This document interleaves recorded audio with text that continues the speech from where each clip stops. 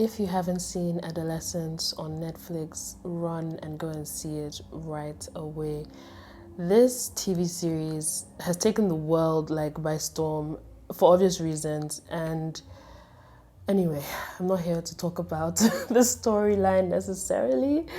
My name is Khalide. I'm a film composer, singer-songwriter, pianist, and a performer, and I am obsessed with analyzing the choice of music used in film and in storytelling in general. So today we're going to talk about Adolescence on Netflix, particularly episode 2. There is a point where there's a children's choir that performs a song called Fragile by Sting. If blood would flow when flesh and steel are one, drying in the color of the evening sun. Shout out to Mark Kirby for this appropriate and chilling and haunting use of this incredible song already. Sting wrote this song as a tribute to an American civil engineer who was killed by the militia in Nicaragua. And you can tell that, from the lyrics that it was about some sort of death or a murder, which is so appropriate for Adolescence because that's what the entire story is about. So, positioning and placement of this song. If you do a little bit of research like I did, you will hear that every single episode of Adolescence was done in one take. And there's a point where just before this song starts, you sort of see a jerk in the camera. And I realized that was the point where the camera hooks onto a drone, which I then researched and found out that this was true, hooked onto a drone and then is then lifted by the drone. And the song starts with a very simple piano, which already gives you that anticipation, very simple chords, anticipating for what is going to come next, right? And as this is happening, the camera is lifting over this little small town and giving us a bird's eye view before we get to the scene of the crime. And this angelic children's choir starts singing this song. And I don't think it is a coincidence that the elevation of the camera and the angelic-like voice of these children's voices matches so perfectly. Let's talk about the genius of these lyrics. If blood would flow when flesh and steel are one. What an amazing way to talk about the collision of the bullet from a gun with flesh, with a body, with human contact. Drying in the color of the evening sun.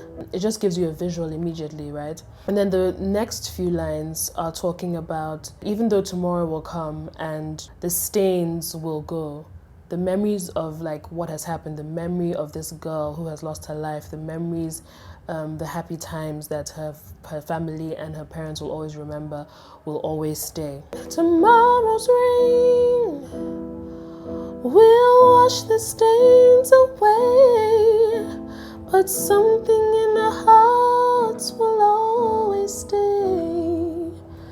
It's just such a stunning song. Now, Ben Kirby would have got this scene. He would have made sure that the choir sings according to certain things that he wants to hit in the visual. One of which is when the drone finally gets lower and we see Jamie's father's face. This is a point where the piano comes out and it's now just the children's choir singing a cappella. And then after that we have a very soft female voice that starts to sing on and on.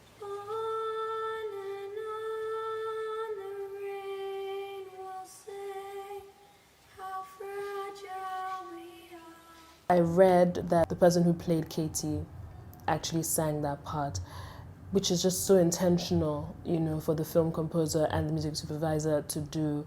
If you're not looking for that information, you wouldn't find it, right? But if you are, the intentionality of that just makes it that much more layered. It makes it much more emotional. It makes it much more haunting.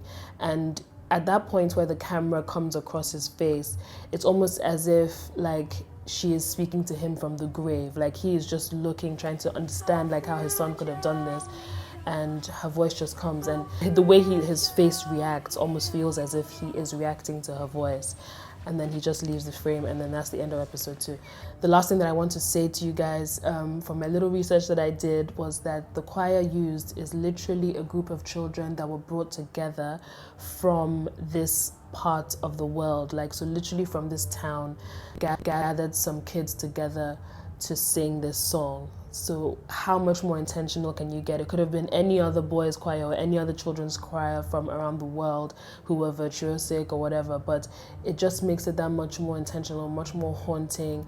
I hope that this sort of gives you an inkling into how film composers and music supervisors think when they are even choosing soundtracks. As film composers, I think we have comfort in knowing that the little details that we put forth may not necessarily be known specifically by our viewers, but there would be a certain feeling that would come across when our viewers, our audience, our listeners hear it. And that's what will shine through.